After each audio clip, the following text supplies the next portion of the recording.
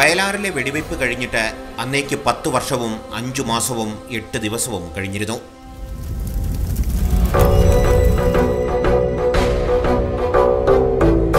നിയുക്ത മുഖ്യമന്ത്രി EMS നമ്പൂതിരിപ്പാടും സഹപ്രവർത്തകരും ആ രണഭൂമിയിലെത്തി. വാരിക്കുന്തവുമായി നിറത്തോക്കുകളെ നേരിട്ട് ഈയാമ്പാറ്റകളെപ്പോലെ പിടഞ്ഞു വീണ സമരധീരരുടെ സ്മരണകൾ ത്രസിച്ചു നിന്നു.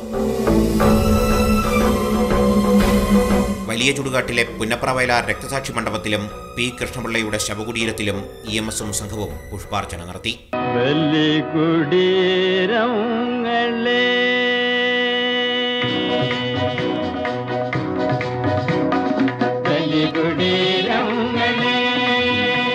സൂര്യൻ കണ്ണു തുറക്കും മുൻപ് തന്നെ തലസ്ഥാന നഗരിയിൽ ചെങ്കൊടി പ്രളയം.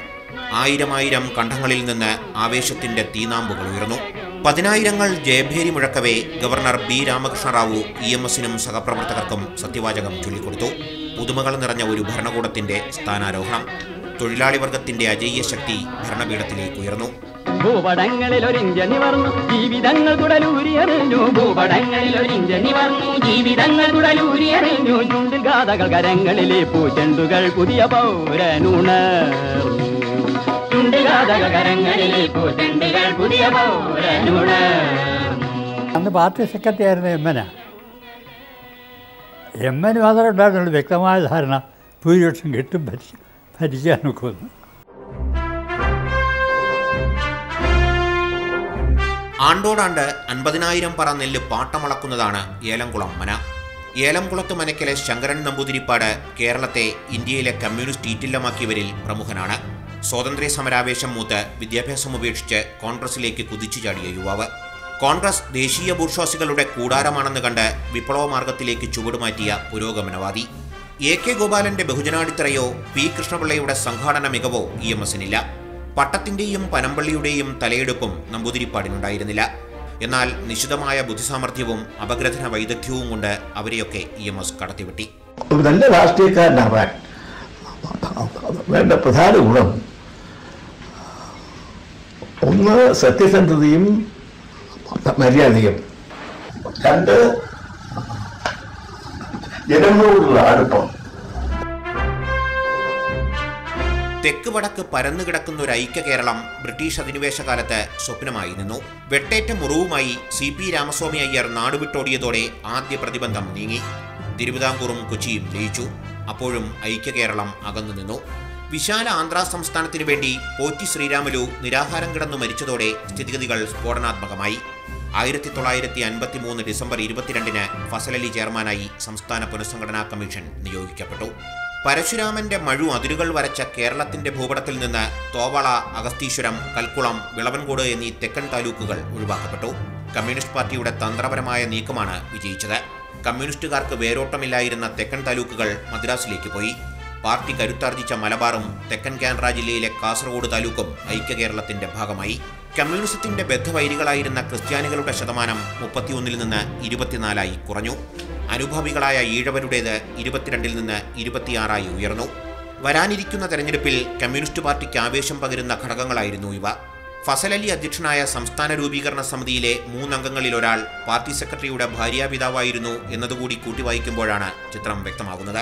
കമ്മ്യൂണിസ്റ്റുകാർക്ക് വലിയ മേൽക്കൈയുള്ള കണ്ണൂർ ജില്ല, അതുപോലെ പാലക്കാട് ജില്ല, ഇത് രണ്ടും നമ്മുടെ തിരുവിതാംകൂർ കൊച്ചിയോട് കൂടിച്ചേരുകയും അതേസമയത്ത് തന്നെ കോൺഗ്രസ്സിന് മേൽക്കോയ്മയുള്ള തെക്കൻ തിരുവിതാംകൂർ വിട്ടുപോയി.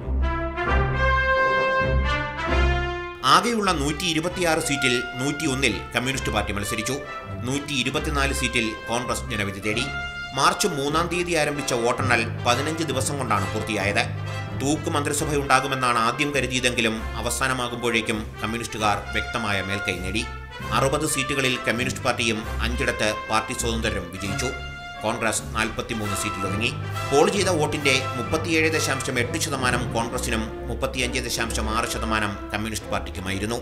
കോൺഗ്രസ് കൂടുതൽ സീറ്റുകളിൽ മത്സരിച്ചു എന്നതുകൊണ്ടും സ്വതന്ത്ര സ്ഥാനാർത്ഥികൾക്ക് കിട്ടിയ 12.7% വോട്ടിൽ ഗണ്യമായ ഭാഗം കമ്മ്യൂണിസ്റ്റ് പാർട്ടിയുടേതായിരുന്നു എന്നതുകൊണ്ടുമാണ് കിട്ടിയ സീറ്റിന്റെ എണ്ണവും ലഭിച്ച വോട്ടിന്റെ ശതമാനവും തമ്മിൽ പൊരുത്തക്കേടുകളുണ്ടായത്. കർഷക പ്രസ്ഥാനത്തിന്റെ ഈറ്റില്ലമായ കണ്ണൂർ, പാലക്കാട് ജില്ലകളിലും വ്യവസായിക തൊഴിലാളികളുടെ ശക്തി കേന്ദ്രമായ കൊല്ലം, ആലപ്പുഴ മേഖലകളിലുമാണ് സഖാക്കൾ കനത്ത നേട്ടമുണ്ടാക്കിയത്. കോട്ടയം എറണാകുളം മേഖലകൾ കോൺഗ്രസ് ശക്തിദുർഗമായി നിന്നു. കോഴിക്കോട് ജില്ലയിൽ ലീഗ് കരുത്തുകാട്ടി. കോൺഗ്രസിനെ നടുക്കിയത് പനമ്പള്ളി ഗോവിന്ദമേനോന്റെ വീഴ്ചയായിരുന്നു. ചാലക്കുടി ജനറൽ സീറ്റിൽ PSPയുടെ CG ജനാർദ്ദനന് മുന്നിൽ പനമ്പള്ളിക്ക് അടിതെറ്റി. പനമ്പള്ളിയുടെ രാഷ്ട്രീയ ശിഷ്യൻ K കരുണാകരൻ തൃശൂരിൽ ഡോക്ടർ AR മേനോനോട് തോറ്റു. ആരൊക്കെ എന്തൊക്കെ പറഞ്ഞാലും കോൺഗ്രസിലെ ഉൾപോരുകളും രാഷ്ട്രീയ പാർട്ടി എന്ന നിലയിൽ തീരുമാനങ്ങൾ എടുക്കുന്നതിലെ പിടിപ്പുകേടുകളുമാണ് കമ്മ്യൂണിസ്റ്റ് പാർട്ടിയെ പെട്ടെന്ന് അധികാരത്തിലെത്തിച്ചത്. അവസരവാദികളും ഭാഗ്യാന്വേഷികളും കോൺഗ്രസിന്റെ ത്രിവർണ്ണ പതാക കറുപ്പിച്ചു. സ്ഥാപിത താൽപര്യക്കാരുടെ ചൂണ്ടുവിരലിൽ കിടന്ന് കോൺഗ്രസ് കറങ്ങി. സംഘടനാ സംവിധാനം ചലനാത്മകമായില്ല. ജനവിശ്വാസം അനുനിമിഷം ചോർന്നൊലിച്ചു. കേരളപ്പിറവിക്ക് മുൻപ് തന്നെ ഭൂപരിഷ്കരണത്തെക്കുറിച്ചുള്ള ചർച്ചകൾ സജീവമായിരുന്നു. കോൺഗ്രസും PSPയും ലീഗുമൊക്കെ ഭൂപരിഷ്കരണത്തെക്കുറിച്ച് വാചാലരായി. കമ്മ്യൂണിസ്റ്റ് പാർട്ടിയുടെ പ്രധാന തെരഞ്ഞെടുപ്പ് വാഗ്ദാനവും ഭൂപരിഷ്കരണമായിരുന്നു. കോൺഗ്രസ് പിന്തുണയോടെ PSP ഭരിച്ച 1954 ഭൂപരിഷ്കരണത്തിനുള്ള ആദ്യ ശ്രമം നടക്കുന്നത്. തിരുക്കൊച്ചി നിയമസഭയിൽ റവന്യൂ മന്ത്രി PS നടരാജപിള്ള 5 ബില്ലുകൾ അവതരിപ്പിച്ചു. എന്നാൽ നിയമനിർമ്മാണം യാഥാർത്ഥ്യമായില്ല. അതിനു മുൻപ് കോൺഗ്രസ് കാലുവാരി മന്ത്രിസഭ പൊളിഞ്ഞു.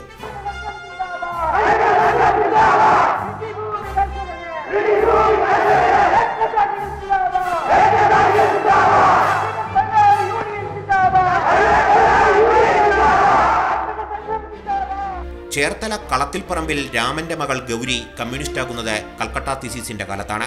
കൊടിയ പീഡനങ്ങൾക്കും ആ വിപ്ലവജ്വാലയെ കെടുത്താനായില്ല.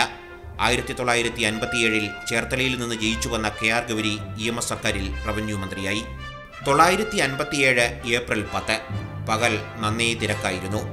ജീവിതത്തിൽ ആദ്യമായി ഏറ്റവും മാനസിക സംഘർഷം അനുഭവപ്പെട്ടു. ആ കടലാസിലേക്ക് നോക്കവേ അക്ഷരങ്ങൾ ഓരോന്നും ജീവനുള്ള മനുഷ്യരായി എന്നോട് സംസാരിക്കുന്നത് പോലെ തോന്നി. കേരള മന്ത്രിസഭ ഭൂമിയിൽ പണിയെടുക്കുന്നവർക്ക് നൽകുന്ന പ്രഥമ സമ്മാനം. ഒഴിപ്പിക്കൽ നിരോധന ഓർഡിനൻസ്. KR ഗൗരിയമ്മയുടെ ആത്മകഥയിലെ വാക്കുകളാണിവ. മന്ത്രിസഭ അധികാരമേറ്റതിന്റെ തൊട്ടടുത്ത ദിവസം തന്നെ കുടിയിറക്ക് നിരോധന ബില്ലിനെക്കുറിച്ച് മുഖ്യമന്ത്രി സൂചന നൽകിയിരുന്നു. 6-ാം ദിവസം കുടിയിറക്ക് നിരോധിച്ചുകൊണ്ട് ഓർഡിനൻസ് പുറപ്പെടുവിച്ചു. ഭൂപരിഷ്കരണം വരുന്നതുവരെ കൈവശക്കാരെയും കുടികിടപ്പുകാരെയും ഒഴിപ്പിക്കുന്നത് തടഞ്ഞു. ബില്ല് നിയമസഭയിൽ അവതരിപ്പിച്ചപ്പോൾ സെലക്ട് കമ്മിറ്റിക്ക് അയക്കണമെന്ന് പ്രതിപക്ഷം വാശി പിടിച്ചു. സർക്കാർ വഴങ്ങിയില്ല. 1957 മെയ് 8 ഒഴിപ്പിക്കൽ നിരോധന ബിൽ പാസായി. 3 പേരുടെ ഭൂരിപക്ഷമുണ്ടെന്ന് കരുതി എന്തും ചെയ്യാമെന്ന് കരുതരുതെന്ന് പ്രതിപക്ഷ നേതാവ് PT ചാക്കോ ക്ഷുഭിതനായി പറഞ്ഞു. ദോശ ചുടുന്നത് പോലെയുള്ള നിയമനിർമ്മാണ രീതി കാണുമ്പോൾ അമ്പരപ്പുണ്ടാകുന്നു എന്നായിരുന്നു ആദ്യ നിയമസഭയുടെ കണ്ടെത്തൽ കൂടിയായ CH മുഹമ്മദ് കോയയുടെ വാക്കുകൾ. അരി തരാത്ത, തുണി തരാത്ത, പണി തരാത്ത ഭരണമെന്ന് പഴി പറഞ്ഞാണ് കമ്മ്യൂണിസ്റ്റ് പാർട്ടി അധികാരത്തിലേക്കെത്തിയത്. കോൺഗ്രസ് സർക്കാരിനെതിരെ എഴുതുവിട്ട ആ മുദ്രാവാക്യം ഭരണത്തിലെത്തിയപ്പോൾ സഹാക്കളെ തിരിഞ്ഞുകൊത്തി. സംസ്ഥാനത്ത് ഭക്ഷ്യക്ഷാമം രൂക്ഷമായി. മറ്റ് സംസ്ഥാനങ്ങളിൽ നിന്ന് ഭക്ഷ്യസാധനങ്ങൾ കൊണ്ടുവരാൻ സർക്കാർ തീരുമാനിച്ചു. എന്നാൽ ആന്ധ്ര അരി ഇടപാട് കൂടുതൽ പ്രശ്നങ്ങളിലേക്ക് നയിച്ചു. 958 ഫെബ്രുവരി 25 ഗവർണറുടെ നയപ്രഖ്യാപനത്തോടെ നിയമസഭയുടെ ബജറ്റ് സമ്മേളനം ആരംഭിച്ചു. കോൺഗ്രസിലെ TO ബാവയാണ് ആദ്യ വെടിപൊട്ടിച്ചത്. ആന്ധ്ര അരി ഇറക്കുമതിയിൽ ഭക്ഷ്യമന്ത്രി KC ജോർജിനെതിരെ അഴിമതി ആരോപണം ഉന്നയിക്കപ്പെട്ടു. മുഖ്യമന്ത്രി അവസരത്തിനൊത്തുയർന്നു. ഹൈക്കോടതി സിറ്റിംഗ് ജഡ്ജി PT രാമൻ നായരെ അന്വേഷണ കമ്മീഷനായി നിയോഗിച്ചു. അഴിമതി ആരോപണം കമ്മീഷൻ ശരിവച്ചില്ല. എന്നാൽ പൊതുഖജനാവിന് 1.5 ലക്ഷം രൂപയുടെ നഷ്ടം ഇടപാടിലൂടെ ഉണ്ടായെന്ന് കണ്ടെത്തി. റിപ്പോർട്ട് കിട്ടി മാസങ്ങൾ കഴിഞ്ഞിട്ടും ഉള്ളടക്കം പുറത്തുവിടാൻ സർക്കാർ തയ്യാറായില്ല. മാർച്ച് 10 റിപ്പോർട്ട് നിയമസഭയിൽ വയ്ക്കാൻ മുഖ്യമന്ത്രി നിർബന്ധിതനായി. സർക്കാരിൻ്റെ വിയോജനക്കുറിപ്പോടെയാണ് റിപ്പോർട്ട് സഭയുടെ മേശപ്പുറത്ത് വെച്ചത്. അന്നത്തെ ജുഡീഷ്യൽ ഓഫീസർമാരെല്ലാം അന്നത്തെ കേന്ദ്രഭരണ പക്ഷത്തിന് താല്പര്യം സംരക്ഷിക്കുന്നവരായിരുന്നു. അതായിരുന്നു അന്ന് ജുഡീഷ്യറിയിലുള്ള ഓഫീസർമാർ സ്വീകരിച്ചു വന്ന സമീപനം. അതിൻ്റെ ഭാഗമായിട്ടാണ് അന്നത്തെ ജുഡീഷ്യൽ കമ്മീഷൻ റിപ്പോർട്ടിനകത്ത് ചില പരാമർശങ്ങൾ ഉണ്ടായി എന്ന് പറയുന്നത്. ഇപ്പോൾ ആ ഘട്ടത്തിൽ സഖാവ് EMS തന്നെ ജുഡീഷ്യറിക്കെതിരായിട്ട് ചില പരാമർശങ്ങൾ നടത്തിയിരുന്നു. കമ്മ്യൂണിസ്റ്റ് സർക്കാരിൻ്റെ മുഖത്ത് കരുതിയച്ചതായിരുന്നു ആന്ധ്ര അരി ഇടപാടും അന്വേഷണ റിപ്പോർട്ടും. EMSൻ്റെയോ MN ഗോവിന്ദൻ നായരുടെയോ പ്രസ്താവനകൾക്കോ കമ്മീഷൻ ഒരു കോടതിയാണോ എന്ന മറുചോദ്യത്തിനോ ജനങ്ങളുടെ മനസ്സിൽ നിന്ന് സംശയം ദൂരീകരിക്കാനായില്ല. കുട്ടനാട്ടിലെ ജലഗതാഗതം ദേശസാൽക്കരിച്ചു. ബോട്ട് ചാർജ് കൂടി. വിദ്യാർത്ഥികളുടെ യാത്രാക്കൂലി ഒരണയിൽ നിന്ന് 10 നയാ പൈസയാക്കി. വിദ്യാർത്ഥികൾ ഇരമ്പിയാർത്തു. 1958 ജൂലൈ 14 സമരം പൊട്ടിപ്പുറപ്പെട്ടു. സമരത്തെ ചെറുത്തു തോൽപ്പിക്കുമെന്ന് കമ്മ്യൂണിസ്റ്റ് പാർട്ടി ആലപ്പുഴ ജില്ലാ കമ്മിറ്റി പ്രസ്താവന ഇറക്കി. VS അച്യുതാനന്ദനായിരുന്നു അന്ന് ജില്ലാ സെക്രട്ടറി. വിദ്യാർത്ഥികളും തൊഴിലാളികളും തമ്മിൽ ആലപ്പുഴയിൽ തെരുവ് യുദ്ധം നടന്നു. സമീപ ജില്ലകളിലേക്കും സമരം വ്യാപിച്ചു. സ്ഥിതിഗതികൾ നിയന്ത്രണാതീതമായി. ജനകീയ സമരങ്ങളുടെ ശക്തമായിട്ടുള്ളൊരു മുന്നേറ്റമായിരുന്നു അന്ന് ആരംഭിച്ചത്. ആ സമരം ശക്തിയായി മുമ്പോട്ട് വന്നു. ആ വരണ സമരമുണ്ടാക്കിയ വിദ്യാർത്ഥികളിലുണ്ടാക്കിയ ഒരു ആവേശത്തിൻ്റെ അടിസ്ഥാനത്തിലാണ് ഞങ്ങളുടെയൊക്കെ സ്ഥലങ്ങളിൽ KSU രൂപീകരിക്കുന്നത്. അവസാനം കെ കേളപ്പന്റെ സാന്നിധ്യത്തിൽ സമരം തീർന്നെങ്കിലും സർക്കാരിന്റെ പ്രതിച്ഛായയ്ക്ക് വലിയ ഇടിവ് സംഭവിച്ചിരുന്നു. കുട്ടനാട്ടിലെ ജലപ്പരപ്പിന് മുകളിൽ ബോട്ടുകളിൽ നിന്ന് തോറ്റ ചരിത്രം കേട്ടിട്ടില്ലെന്ന വിദ്യാർത്ഥി ശബ്ദമുയർന്നു. വരണ സമരത്തിന്റെ വിജയം കേരള വിദ്യാർത്ഥി യൂണിയൻ എന്ന വിദ്യാർത്ഥി സംഘടനയുടെ വിജയമായിരുന്നു. KSUവിന്റെ നീലപതാക കലാലയങ്ങളിൽ പൊങ്ങിപ്പറന്നു. ആ കൊടിത്തണലിൽ സംഘടനാ പ്രവർത്തനത്തിലേക്ക് ചുവടുവെച്ച വയലാർ രവിയും AK ആന്റണിയും ഉമ്മൻചാണ്ടിയുമെല്ലാം പിന്നീട് കേരള രാഷ്ട്രീയത്തിൽ കോൺഗ്രസിന്റെ ഭാഗധേയം നിർണയിച്ചതും ചരിത്രം.